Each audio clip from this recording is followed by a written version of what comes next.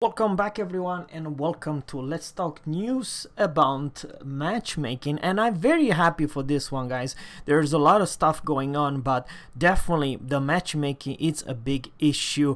If it doesn't matter if you are on the receiver side I'm talking about overall, and probably one of the most toxic and the worst problem is the low tier for CV. Probably sometimes, yeah, I have faced 3 CV in each side, so 6 CV together. And guys, the reason probably some of you guys see so many, it's because literally tier 4 tier 5 ships have close to 0 in AA, and then some people are learning the game, true, but at the same time at tier 4, and when you're top dog at tier 6, you probably your CV it's quite significant strong, a little bit too strong in some case. So earlier we announced the oncoming change of the matchmaking, which are designed to reduce the number of aircraft carrier on tier 4 tier 5 alright battles. Today we are ready to share the details information of the updated matchmaking system, which in current is testing. They are testing right now this system. So overall, I like to say it's that they want to fix the those more than 2 carriers in each side per battle, which will be much more rare in the near future. Let me know in a comment below. But they also, at the same time, you see here the tier 5 battles, the tier 10 battles. You see here the moment the first player joins the queue. I'm talking about there's no queue, there's a lot of players going on. Then you're gonna most likely gonna see 1 carrier, 5 battleships, then 5 destroy at the max, 12 cruisers, and tier 5 ships, 7 tier 5 ships, 7 tier 5 ships, and some of there could be higher or lower. That's what I'm trying to say.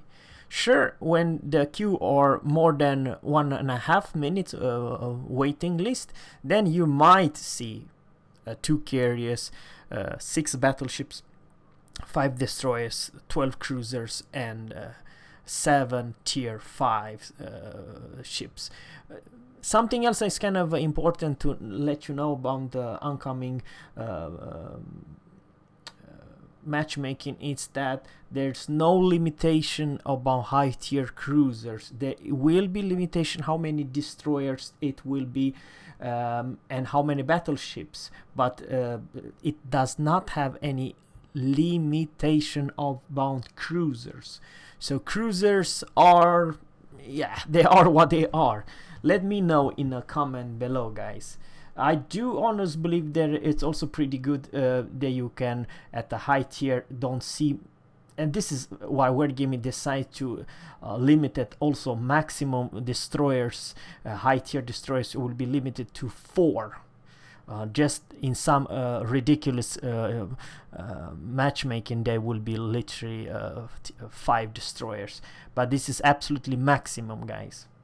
Once again, if there's a lot of people playing the cruiser, it will be probably more cruiser, and there is what you can see here. So basically, I believe it's good for the game, guys. Most cases, you see here that tier 10, you're only gonna see 1 carry no matter what queue. If you are first player, if you are waiting 1.5 minutes, or you're waiting more than 3 minutes, it does not matter, guys. It will be only 1 carrier.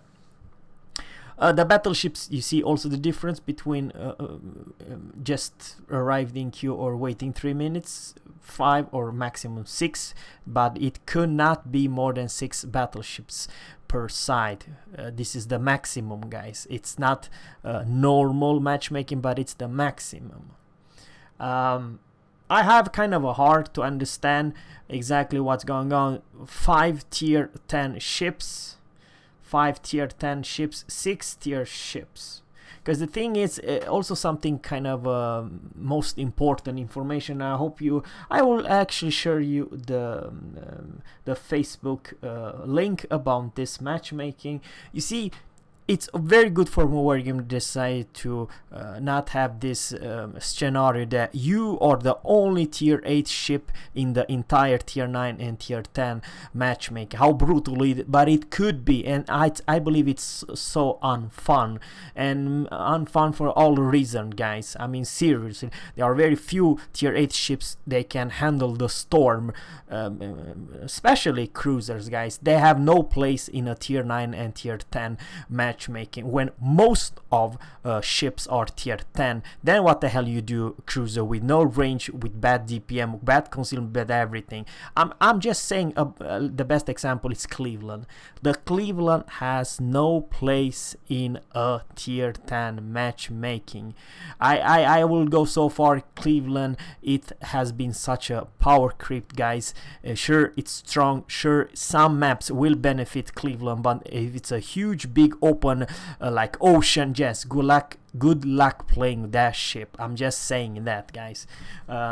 It needs covers and it's a lot of islands. If you don't have that particularly matchmaking with good islands and kind of a small maps, because that's the thing, the US light cruisers and heavy cruiser, they benefits a lot if there's small maps and islands all over the place, and the other way around, they suffer hard if there's open or open maps like oceans and so on. Then the destroyer will have a blast, and especially HE spammer, because you cannot hide anywhere. So let me know in the comment below what you think. Very much would like to hear from you guys. I do believe, and this is the most important for the game, it's my honestly opinion, it's the matchmaking. Sometimes it's so darn brutal. And guys, when I'm a tier 10, I don't know, let me know, a super heavy cruiser or a battleship, when I'm facing a tier 8 cruiser, it's not even a challenge to nuke them. So big satisfaction, it's not for me. 2 tier higher, nuke the poor cruiser, which does not hail, does not have armor, doesn't have nothing versus tier 10. I have kind of a hard Wargame to understand how unfair and brutal the game fun factor is when you have so little to do versus a 2 tier higher, especially I'm talking about a cruiser versus a battleship. And probably, and this is the very welcome change, guys, Wargaming probably decide to change this nonsense. You're the only tier 8 in a tier 9, tier 10 matchmaking.